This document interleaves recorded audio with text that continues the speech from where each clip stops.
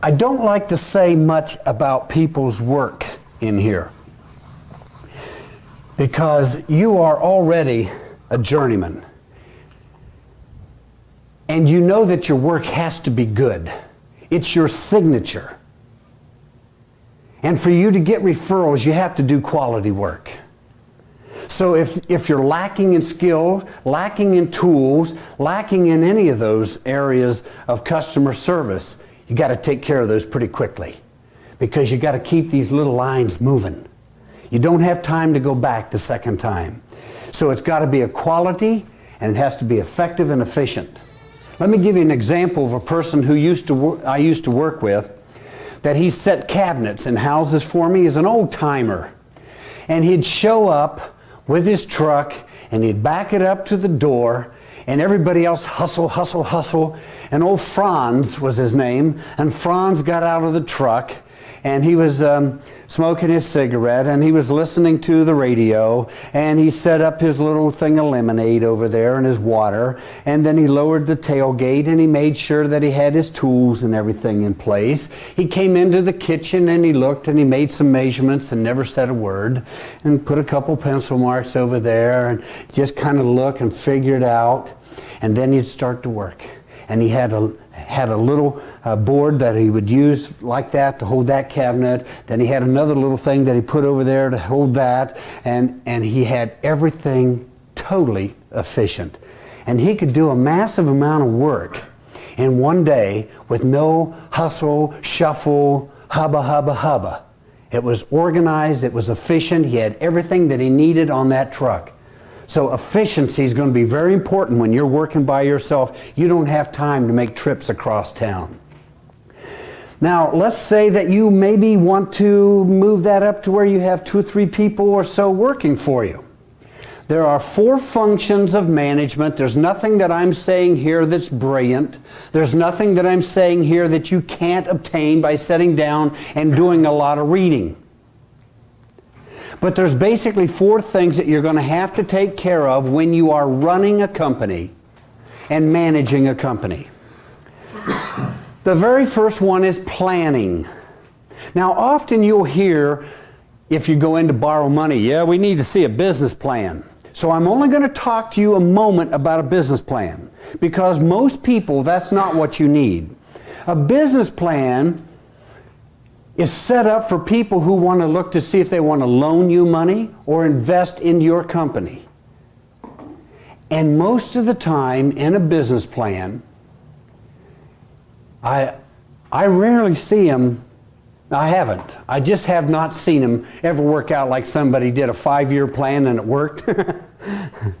It's hallucination to a lot of them. But a business plan basically is the idea of what it is you want to do. As a matter of fact, the very first thing in a business plan is a summary. Normally you'd think, Scott, at the end of the thing you'd look at a summary. Well, I read this whole thing and now I read the summary. The summary is the first thing. You know why? Because the banker doesn't want to read through all those things, all of those resumes, all of those market analysis and geographic descriptions and demographics and your projections and your profiles, and they don't want to read through that. They open it up and it says, "Hi, my name is Todd and I'm a tile setter and here's what I'm going to do." And you put it in a couple little paragraphs. The other parts that go into it, and the reason why you've got to identify your market. Well, a market is actually invisible. You have to describe the market. Do you want to go after the rich? Do you want to go after the tract home? Do you want to identify your market? Do you really even know who your market is? Are they old people, young people? Are they family people? Is it commercial work? Is it after the houses have been built? Then you come in and put in strip centers and office buildings. See, I don't know your market, but we'll do a whole thing on marketing, and a whole thing on business plans. Then you got to have your strategy. Well, now that you know who your market is, what's your strategy to reach that market? How are you going to advertise? How are you going to staff your crew? How are you going to get the word out? What's your strategy? And tell me, another thing that'll be in there will be, tell me about your competition. How many competitors do you have? How formidable of an opponent are they? And you can go into that whole thing. And that's actually fun to do. Because when you're starting in business, maybe your competitor can give you the best idea of what to do. If you lived up here, let's say in Show Low somewhere, and you had your office out of your house and you live 5 miles off the main road, and yet your competitor had that one little store right on the main road with a sign up there that's lit 24 hours a day, 7 days a week, every day of the year. Everybody runs by. Well, you know Vern's air conditioning shop? You've seen it there, the one out there on the road. Maybe your competitors are telling you how you need to market, where you need to be. Pay attention to them. Because ultimately, this is going to be a little surprising for some of you, ultimately you're not there to compete against your competitor. You see, Todd said he'd do that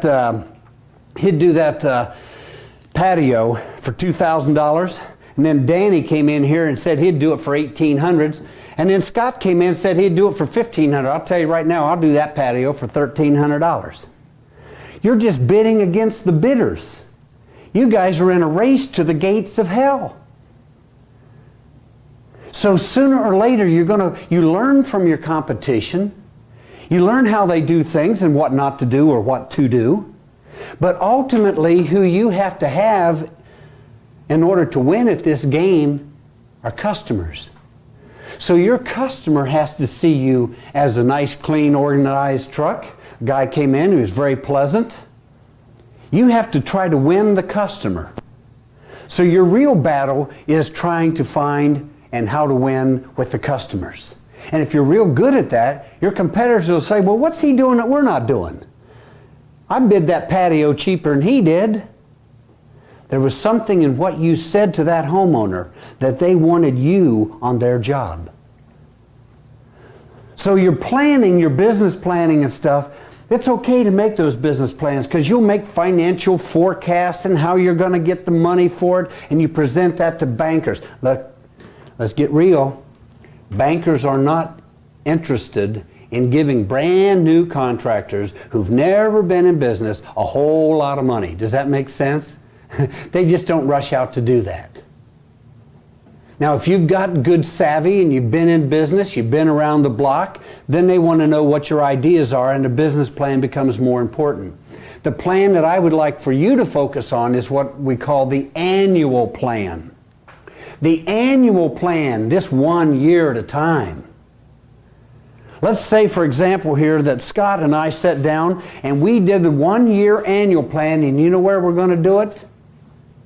Krispy Kreme donuts.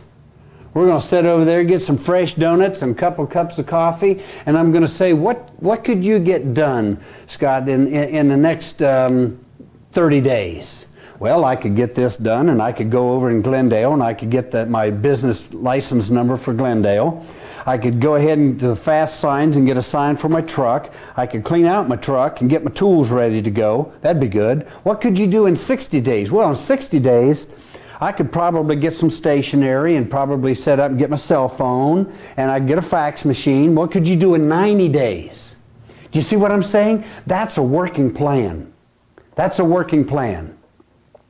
Because those things need to get set up and you need to get organized. And if I could get you to look 30, 60, 90 days down the road, 6 months. Give me a shot at 6 months. What could you do in 6 months? Well, I think I could have several jobs under my belt in 6 months. So you can have your contracts done, and you could actually improve your estimating and get a checklist so you don't leave things off the plans. You could do that in the next 6 months. Does that make some sense to everybody? That's the kind of plan I'd like to see you work on first.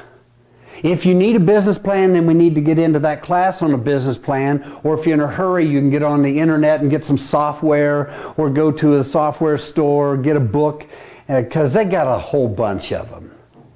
But why write something that it's not alive for you?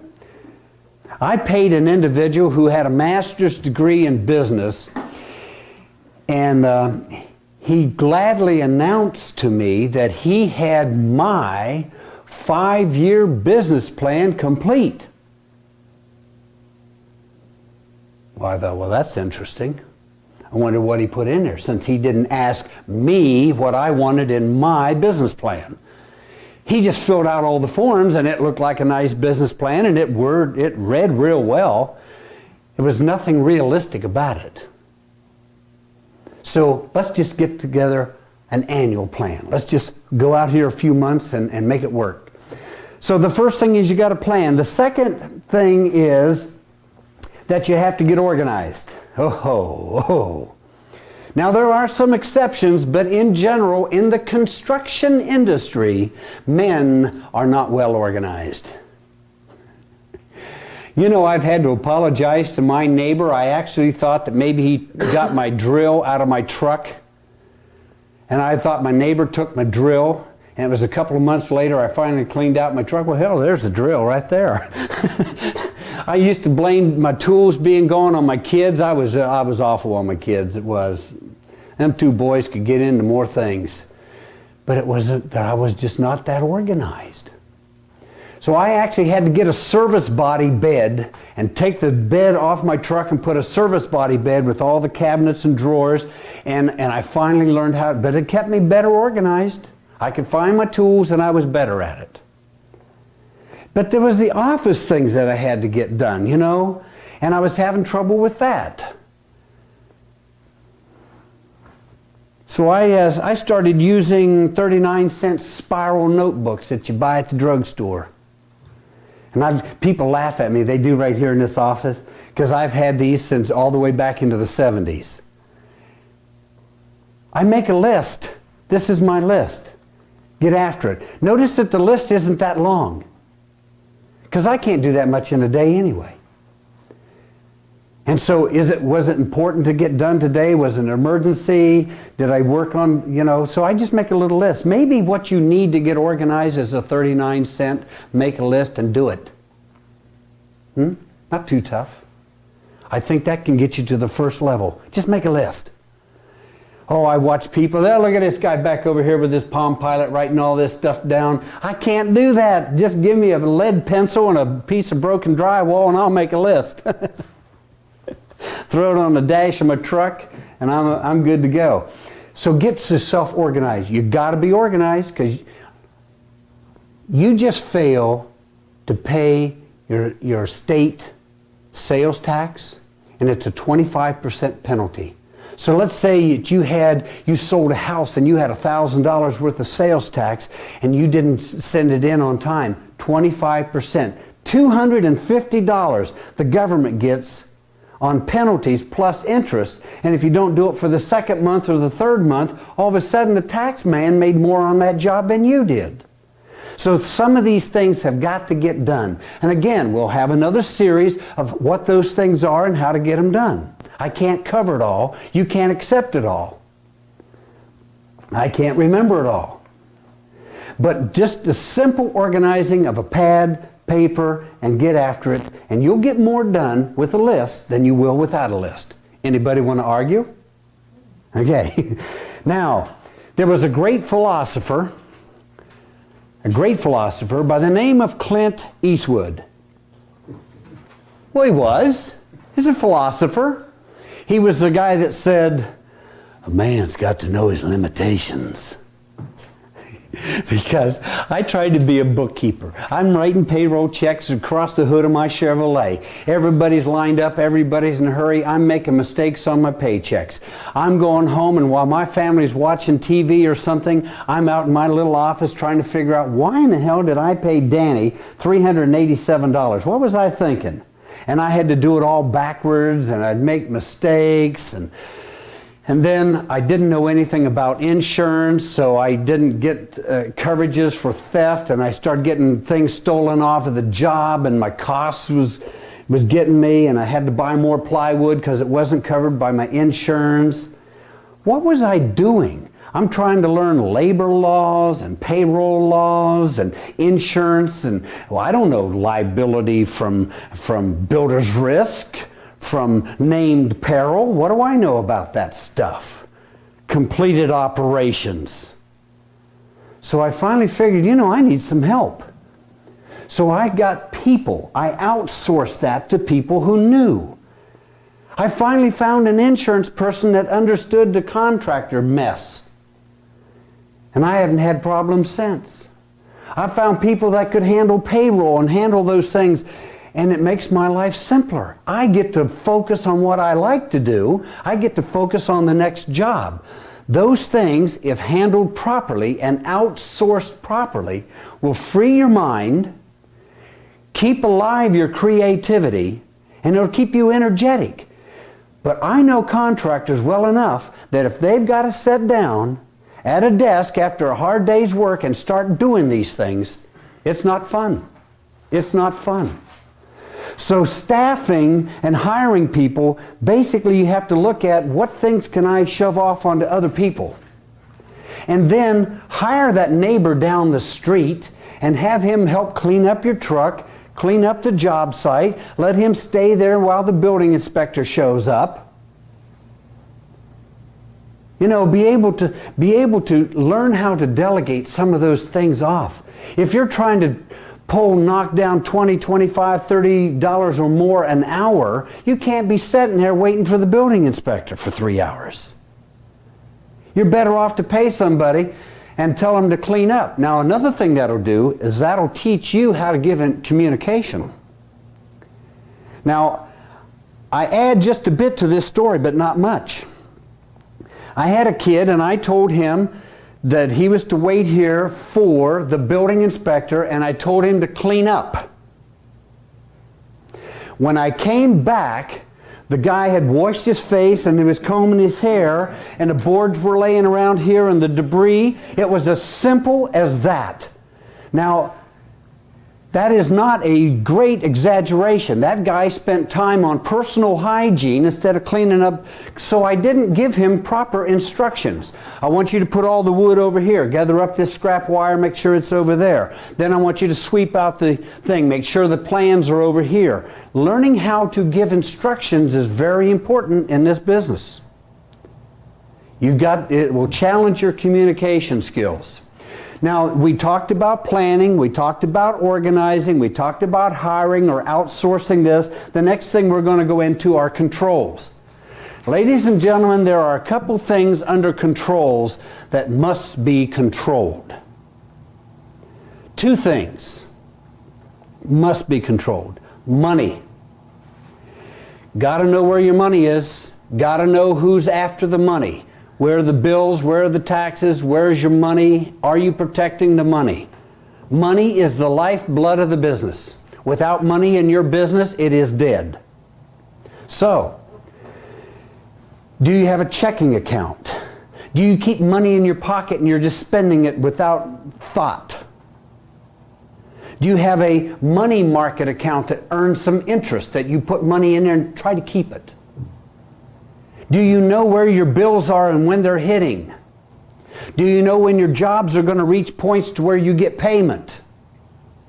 Controlling the money is a very important management skill. The better you learn how to handle money. You know, stop and think about this. If a concrete finisher wants to be a good concrete finisher, what does he have to do? He has to finish a lot of concrete, yes? And that's no guarantee that it'll be good. But at least you're going to have to be around concrete if you want to be a concrete finisher. If you want to be a good carpenter, you got to get around wood, yes? If you want to know about money, you got to be around money. You got to know the importance of budgeting, paying bills on time, keeping credit clean, learning how to say, I think you overcharged me on that. Looking to see what date the bill is due, and making sure you make that due date, and maybe don't pay it early because you might need it for something else. So managing money is going to be a good challenge. I want you to get interested and excited about money. I want you to start asking when it's coming in, when the payments are coming in, and how long is it before you have to pay it out. Does that make sense? Control the money. The other thing is control the attitude. Nobody wants to work with a jerk. So if you And unfortunately, I've had to do this a time or two myself. I've had to go outside, slap myself around a little bit and say, Bob, the owner doesn't need this. The owner didn't pay for this. Get your attitude, go in there and be a pro. Get the job done right. And there have been a few times when I've had to say, Scott, you and I need to step outside and talk now. And we need to have a little conversation. Like, look, I'm sure you're upset and you got some things going on at home. But this person is paying hard-earned money for good tile work. They don't need your lip. They need a pro. So let's just dust it off and go do that, and we'll go have lunch, okay? But let's get the job done. So correcting the attitude of your attitude, somebody on the phone. Have you ever called somebody and had them rather rude to you on the phone? So attitude, you got to define how it is you're going to work and what space you want. Those are the 4 things that are going to have to be managed. Small or large, those things have to be managed. In large companies, they have someone who handles staff and hiring and firing and policies and procedures and all of that. In a large company, you'll have somebody controlling the monies and finances, and as you grow, you'll grow into that. But you need to have that exercise yourself.